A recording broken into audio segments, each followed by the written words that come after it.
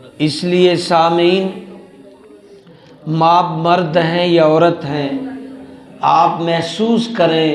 اللہ کا مہمان ہمارے درمیان ہے، رمضان ہمارے پاس ہے، اس سے پورا فائدہ اٹھائیں۔ جتنا زیادہ ہو سکتا ہے قرآن پڑھیں ترجمے کے ساتھ، جتنا زیادہ ہو سکے نمازوں کی پابندی کریں، ذکر و اذکار کی پابندی کریں، خاموش رہنے کی پریکٹس کریں، اور حلال جائز امور کو اپنانے کی کوشش کریں، حرام اور غلط کاموں سے بچنے کی کوشش کریں، نماز تراویح میں مشغول رہیں۔ اللہ کے نبی صلی اللہ تعالی علیہ وسلم فرماتے ہیں کہ جب رمضان آتا ہے تو اللہ کی طرف سے منادی یعنی آواز پکار کر دی جاتی ہے۔ کیا آواز آتی ہے کہ اے اچھائیاں طلب کرنے والے متوجہ ہو، اور اے شر چاہنے والے رک جا، یعنی کہ رمضان آ گیا ہے، جو اچھائیاں چاہتے ہیں آ جاؤ، دروازے کھل گئے،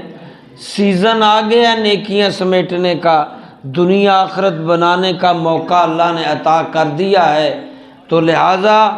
جو خیر ڈھونڈنا چاہتے ہیں تو دروازے کھلیں، آ جاؤ خیر ڈھونڈ لو، آ جاؤ بخشش ڈھونڈ لو، مغفرت ڈھونڈ لو، نیکیاں ڈھونڈ لو، اللہ کو خوش کر لو، اس زندگی کو اور اگلی زندگی نہ ختم ہونے والی زندگی کو کامیاب کر لو۔ اور دوسری وارننگ یہ دی جاتی ہے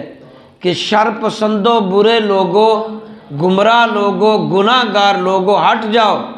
اب اللہ رب العزت اس کو پسند نہیں کرتے، یعنی جس میں جو خرابی ہے، جو برائی ہے وہ اس برائی کو چھوڑ دے، جو خرابی رکھتا ہے، فضول گوئی کرتا ہے، چغلی غیبت کھاتا ہے، جھوٹ بولتا ہے، ملاوٹ کرتا ہے، دھوکے دیتا ہے، نمازیں ترک کرتا ہے، اللہ اور بندوں کے حقوق سلب کرتا ہے، وہ ان ساری خرابیوں کو چھوڑ دے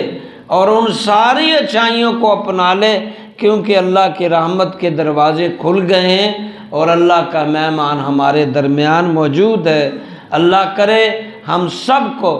جو مسجد میں آ گئے ہیں اللہ خیر کرے، پورا سال پوری عمر مسجد میں آتے رہیں، آمین کہہ دو۔ اور جو نہیں آئے، ابھی بھی بہت سے لوگ نہیں آئے جو نہیں آ رہے مسجدوں میں، اللہ ان کے دروازے مسجد، ان کی جو توجہ ہے، ان کے چہرے ہیں، ان کی ترغیبات ہیں، وہ اللہ اپنے کاموں اور نیکوں کی توفیق دے، آمین۔